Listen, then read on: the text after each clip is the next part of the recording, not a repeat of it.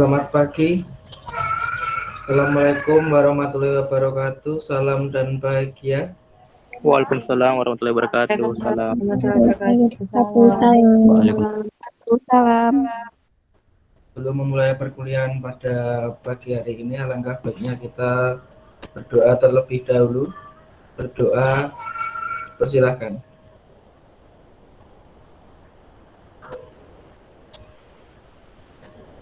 Berdoa selesai. Ya, pada kesempatan pagi hari ini, kelompok kami, kelompok 6, akan menyampaikan presentasi tentang analisis konteks. Next. Yang disusun oleh Nurul Riani, Ari Firmansyah, Nita Nurjanah, Muhtasir Takir dari kelompok 6. Pengertian analisis konteks yang pertama yaitu adalah analisis konteks dilaksanakan melalui pendekatan analisis SWOT, strategi kekuatan, weakness atau kelemahan, opportunity atau peluang, dan threat atau ancaman. Dalam singkatan bahasa Indonesia yang lebih mudah diingat disebut analisis kekepaan atau kekuatan, kelemahan, peluang, dan ancaman. Analisis konteks pada dasarnya merupakan suatu proses atau cara menelaah berbagai konteks yang ada pada suatu lembaga dalam rangka memperoleh pemahaman kondisi dan profil lembaga secara objektif. Next. Analisis konteks yaitu yang itu dibagi 3. Yang pertama yaitu analisis standar nasional pendidikan. Yang kedua yaitu analisis kondisi lingkungan. Dan yang ketiga yaitu analisis satuan pendidikan. Next. Analisis standar nasional pendidikan yang pertama yaitu standar kompetensi lulusan atau SKL. Yang kedua standar isi atau SI. Yang ketiga standar pengelolaan. Yang keempat standar proses. Sedangkan yang kelima yaitu standar penilaian. Standar kompetensi lulusan atau SKL. SKL merupakan kualifikasi kemampuan lulusan yang mencakup sikap, pengetahuan, dan keterampilan sebagaimana ditetapkan dengan Kependiknas nomor 23 tahun 2006. Nah, ini adalah contoh dari SKL satuan pendidikan, yaitu ada kriteria atau indikator, kesesuaian, analisis penyesuaian atau pemenuhan. Itu ada hasil analisis bersesuai dengan visi sekolah, hasil analisis bersesuai dengan misi sekolah, seperti itu. Juga ada lokasi program. Next. Nah, ini adalah SKL kelompok mata pelajaran dan SKL mata pelajaran. Itu mungkin terlihat tapi kecil. Nah, selanjutnya akan dibacakan oleh Mbak Nurul Riani.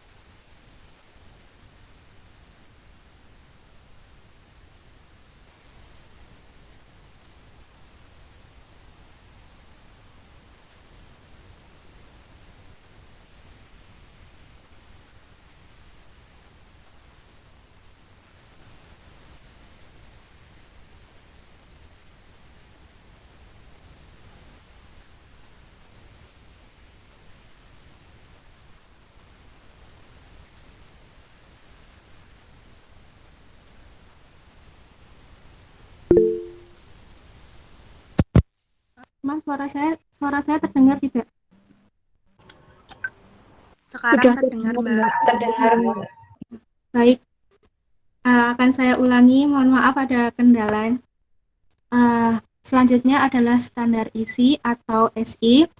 Standar isi ini mencangkup ruang lingkup materi dan tingkat kompetensi untuk mencapai kompetensi lulusan pada jenjang dan jenis pendidikan tertentu. Yang termasuk dalam SI adalah kerangka dasar dan struktur kurikulum, standar kompetensi atau SK dan kompetensi dasar atau KD, setiap mata pelajaran pada setiap semester dari setiap jenis dan jenjang pendidikan dasar dan menengah. Standar isi ini ditetapkan dengan Kemendiknas nomor 22 tahun 2006. Next, Mbak Nita. Nah, berikut adalah contoh hasil analisis standar isi. Teman-teman bisa di-zoom di layarnya masing-masing.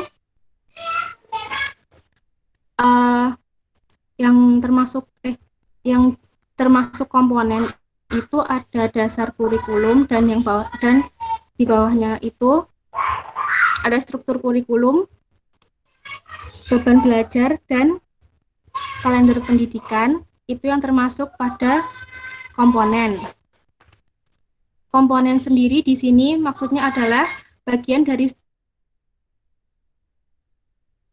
standar penilaian pendidikan mengacu pada Permendiknas nomor 20 tahun 2007 tentang standar penilaian pendidikan yang terdiri atas prinsip penilaian, teknik dan instrumen penilaian, mekanisme dan prosedur penilaian, penilaian oleh pendidik dan penilaian oleh satuan pendidik.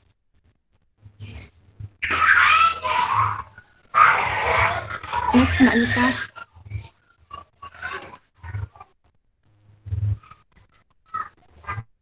Selanjutnya adalah standar pengelolaan. Standar pengelolaan adalah standar nasional pendidikan yang berkaitan dengan perencanaan, pelaksanaan, dan pengawasan kegiatan pendidikan agar tercapai efisiensi dan efektivitas penyelenggaraan pendidikan. Dalam pengelolaan pendidikan terdapat 4 fungsi, yaitu perencanaan, pengorganisasian, pengarahan, pengawasan, dan pengembangan. Next.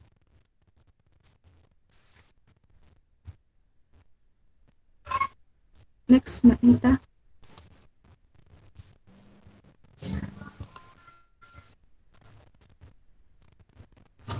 Nah, selanjutnya adalah standar proses.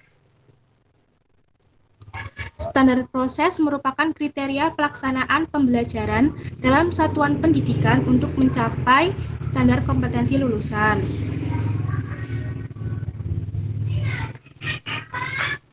Standar proses sebelumnya Mbak Nita. Standar proses meliputi perencanaan proses pembelajaran, pelaksanaan proses pembelajaran, penilaian hasil proses pembelajaran, dan pengawasan proses pembelajaran untuk terlaksananya proses pembelajaran yang efektif dan efisien. Proses pembelajaran pada satuan pendidikan diselenggarakan secara interaktif, inspiratif, menyenangkan, menantang, memotivasi peserta didik untuk berpartisipasi aktif, memberikan ruang yang cukup bagi prakarsa, kreativitas, kemandirian sesuai bakat, minat, dan perkembangan fisik serta psikologis peserta didik. Dalam standar proses kurikulum 2013, desain pembelajaran disajikan dalam bentuk silabus rencana pelaksanaan pembelajaran atau RPP. Silabus dan RPP berpedoman pada standar isi dan standar kompetensi lulusan.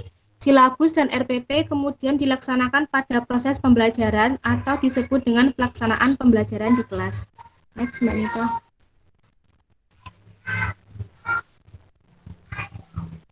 Berikut adalah contoh hasil analisis dari standar proses. Itu yang komponennya ada perencanaan. Yang pertama, perencanaan itu terdiri dari silabus, RPP, dan yang kedua itu ada pelaksanaan pembelajarannya. Nah, yang pertama itu ada persyaratan pelaksanaan rombongan belajar, dan yang kedua ada pelaksanaan pembelajarannya.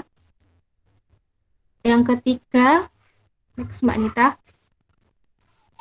Yang ketiga itu ada penilaian pembelajarannya. Dalam penilaian ini dilakukan oleh guru terhadap hasil pembelajaran untuk mengukur tingkat pencapaian kompetensi peserta didik. Next, Nita.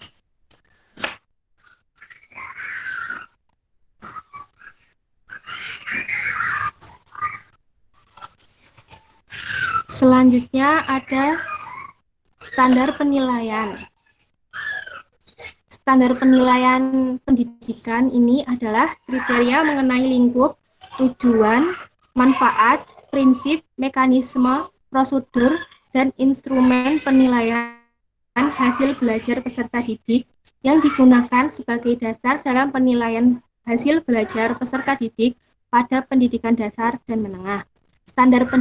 Standar penilaian pendidikan ini bertujuan untuk menjamin yang pertama, perencanaan penilaian peserta didik sesuai dengan kompetensi yang akan dicapai dan berdasarkan prinsip-prinsip penilaian. Yang kedua, pelaksanaan penilaian peserta didik secara profesional, terbuka, efektif, efisien, dan sesuai konteks sosial budaya. Dan yang ketiga adalah pelaporan hasil penilaian peserta didik secara objektif, akuntabel, dan informatif. Next, Mbak Nita.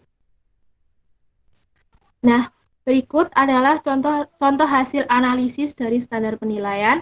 Itu kolomnya sama seperti yang contoh-contoh tadi, ada nomor, komponen, kondisi ideal, kondisi real, dan rencana tindak lanjut. Dalam penilaian sendiri, komponennya, contohnya yang pertama ada teknik dan instrumen penilaian. Kondisi idealnya itu instrumen penilaian hasil belajar, digunakan pendidik untuk memenuhi persyaratan substansi, konstruksi, dan bahasa.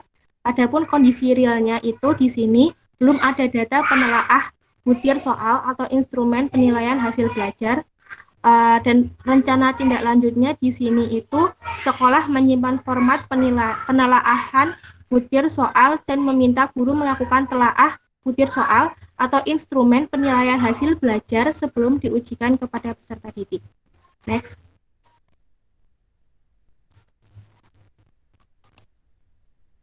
Slide selanjutnya akan dibacakan oleh Mas Tasrif. Kepada Mas Tasrif, saya persilahkan.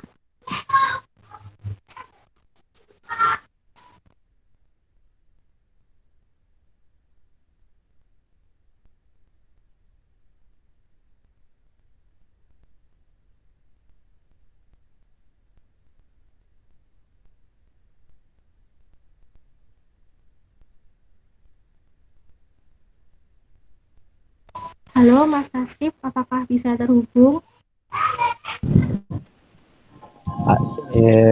Selanjutnya itu analisis satuan pendidikan. 1. Peserta didik. 2. Pendidik dan tenaga pendidik. 3. Sarana dan prasarana. 4. Biaya. 5. Program. Apa suara saya terdengar ya? Iya, terdengar Kak.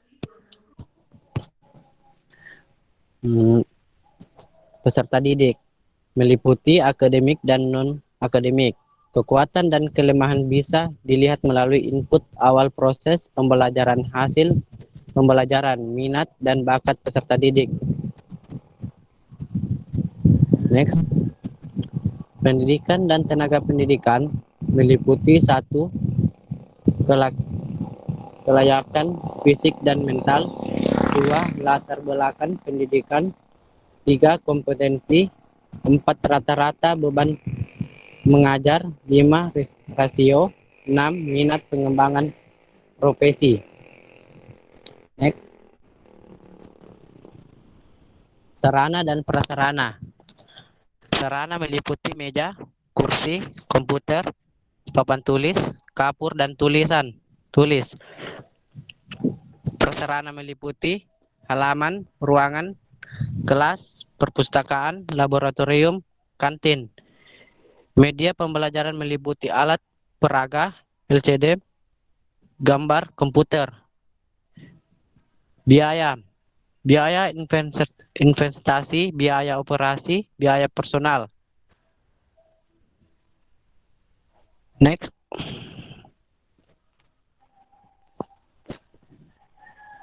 Next, Mbak. Program-program analisis kekuatan dan kelemahan program di sekolah. Itu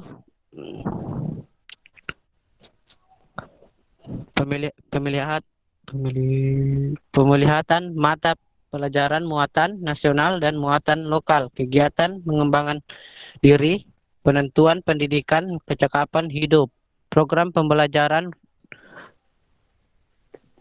remedial, program yaitu aspek yang dianalisis. Ada tidaknya program keterlaksanaan kesesuaian program dengan kebutuhan dan potensi di sekolah.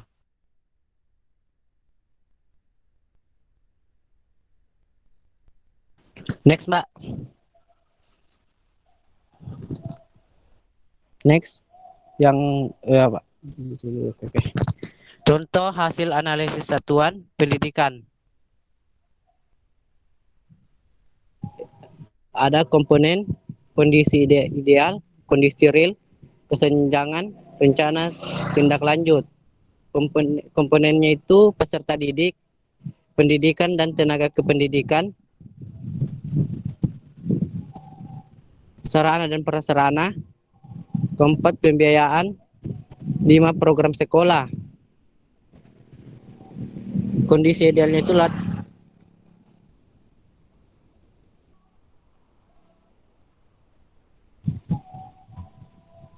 next aja, Mbak.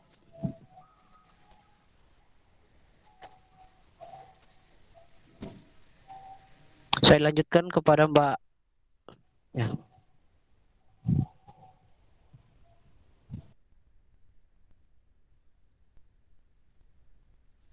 Baik, yang selanjutnya yaitu analisis kondisi lingkungan.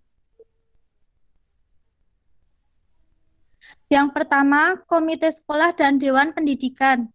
Komite sekolah merupakan pihak yang ikut terlibat dalam penyusunan kurikulum. Komite sekolah memutuskan pedoman struktur organisasi sekolah dan biaya operasional sekolah. Komite sekolah juga memberikan masukan tentang tata tertib sekolah yang minimal meliputi tata tertib pendidik, tenaga kependidikan, dan peserta didik, serta penggunaan dan pemeliharaan sarana dan prasarana. Peran Dewan Pendidikan adalah memantau dan mengevaluasi pelaksanaannya. Karena itu, analisis kepedulian Dewan Pendidikan perlu dilakukan untuk semakin memantapkan pengembangan kurikulum.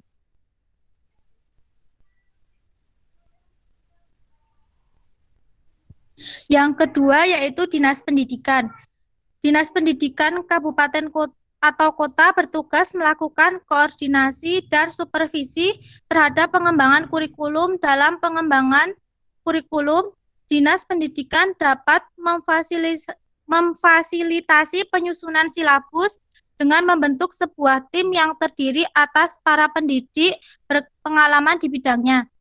Analisis terhadap peluang dan tantangan yang ada di Dinas Pendidikan perlu dilakukan guna pengembangan kurikulum. Yang ketiga yaitu asosiasi profesi. Keberadaan asosiasi profesi mempunyai peranan khusus dalam pengembangan kurikulum, terutama sebagai narasumber baik dalam kegiatan kelompok kerja guru atau KKG, atau kegiatan musyawarah guru mata pelajaran atau MGMP. Yang kelima, dunia industri dan dunia kerja. Kurikulum disusun dengan memperhatikan berbagai hal, diantaranya adalah dunia industri dan dunia kerja, serta perkembangan ipteks. Dalam kurikulum, rencana kegiatan pembelajaran harus dapat mendukung tumbuh kembangnya pribadi peserta didik yang berjiwa kewirausahaan dan mempunyai kecakapan hidup. Berikut merupakan daftar pustaka dari materi kami. Sekian, saya kembalikan pada moderator. Yaitu tadi presentasi dari kelompok saya mungkin ada pertanyaan, bisa resen terlebih dahulu, monggo.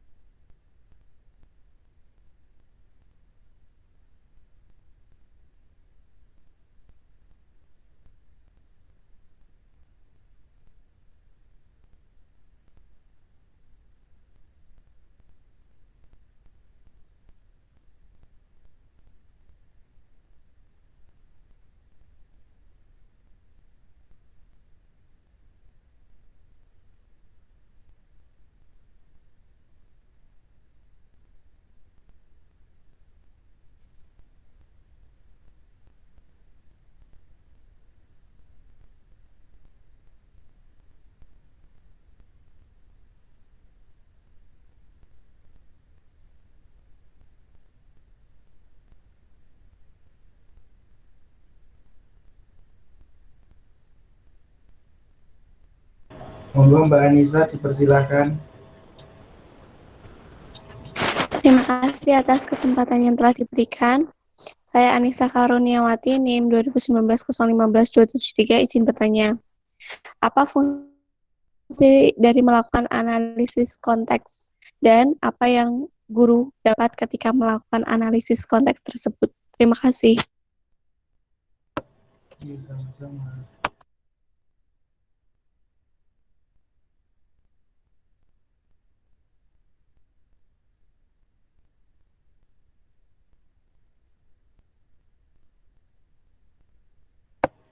Mbak Meliana Savitri, monggo.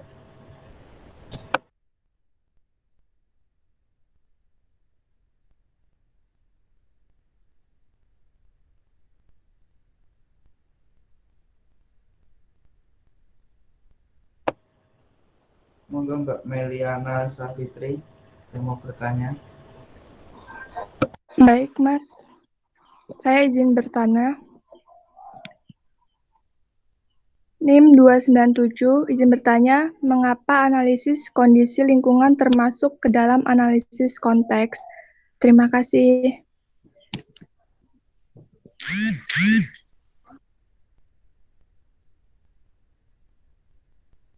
Ya, sama.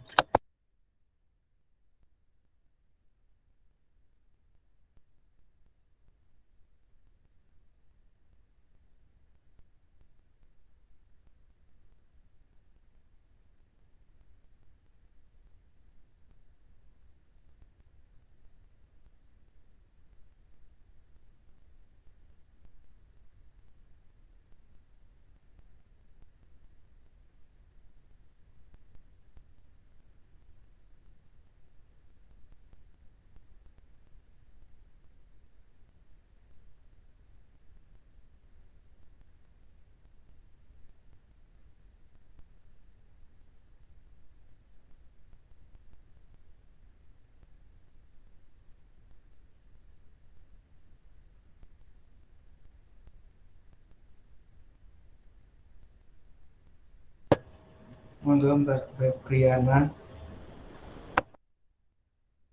Baik, terima kasih atas waktu yang telah diberikan. Saya Febriana Dirahmawati, NIM 266, izin bertanya.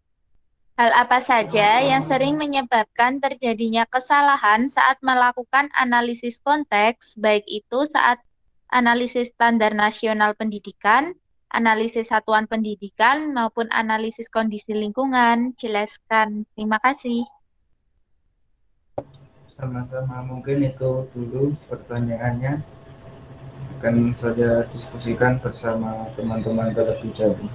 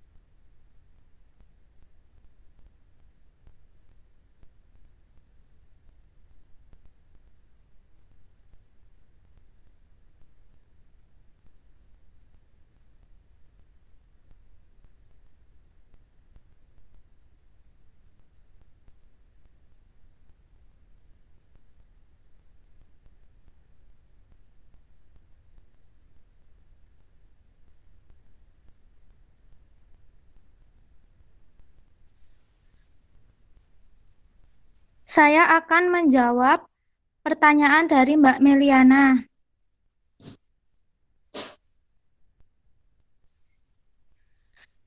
Mengapa analisis kondisi lingkungan termasuk ke dalam analisis konteks? Jelaskan.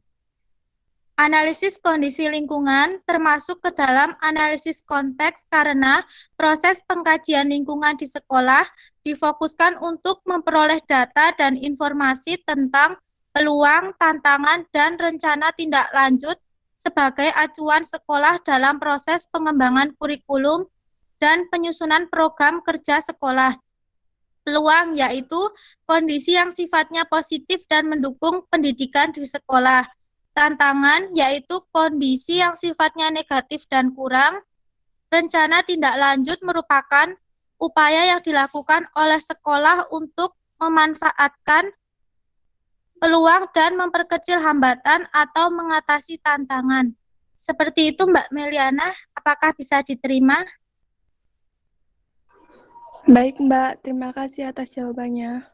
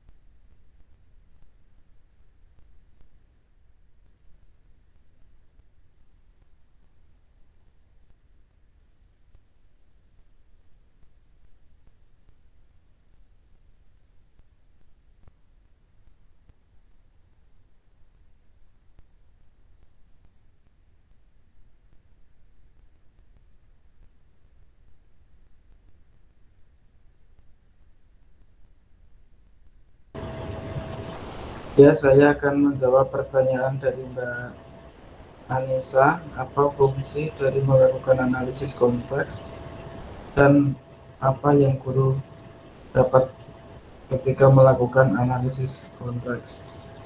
Yaitu fungsi dari analisis konteks untuk mendapatkan gambaran nyata tentang kondisi dan situasi sekolah baik standar nasional pendidikannya, satuan pendidikannya, dan kondisi lingkungan pendidikannya melalui bentuk evaluasi diri terhadap sekolah. Yang guru dapat ketika melakukan analisis konteks yaitu akan mendapatkan pengetahuan dan pengalaman. Mungkin itu Mbak Anissa. Baik, Mas Ari, terima kasih atas jawaban yang telah diberikan.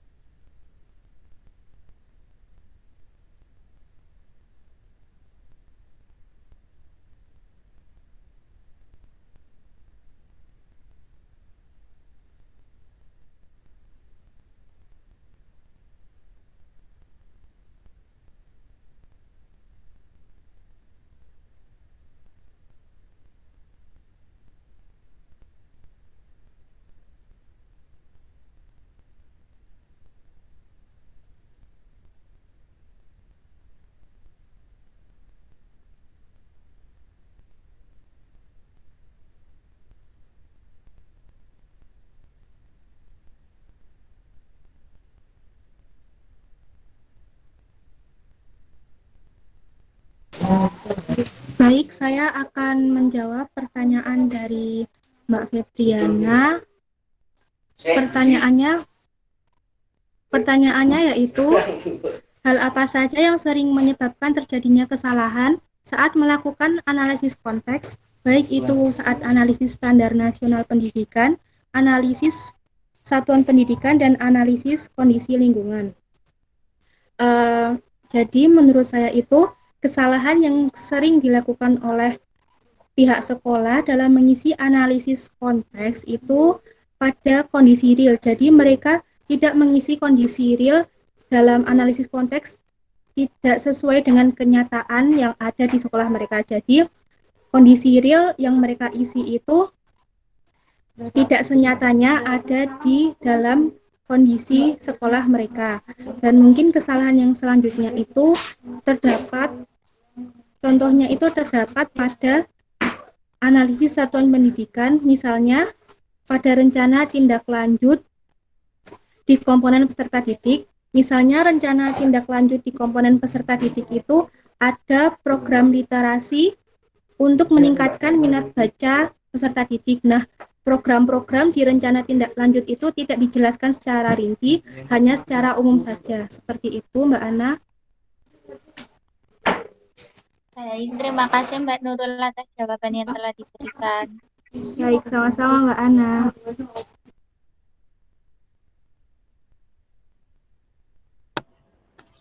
Ya, mungkin sampai di sini presentasi dan tanya jawab dari kelompok kami. Bila ada kurang dan lebihnya mohon maaf. Terima kasih. Wassalamualaikum warahmatullahi wabarakatuh. Salam. Waalaikumsalam warahmatullahi wabarakatuh. Waalaikumsalam warahmatullahi wabarakatuh. Waalaikumsalam warahmatullahi wabarakatuh. Assalamualaikum warahmatullahi wabarakatuh. Waalaikumsalam warahmatullahi wabarakatuh.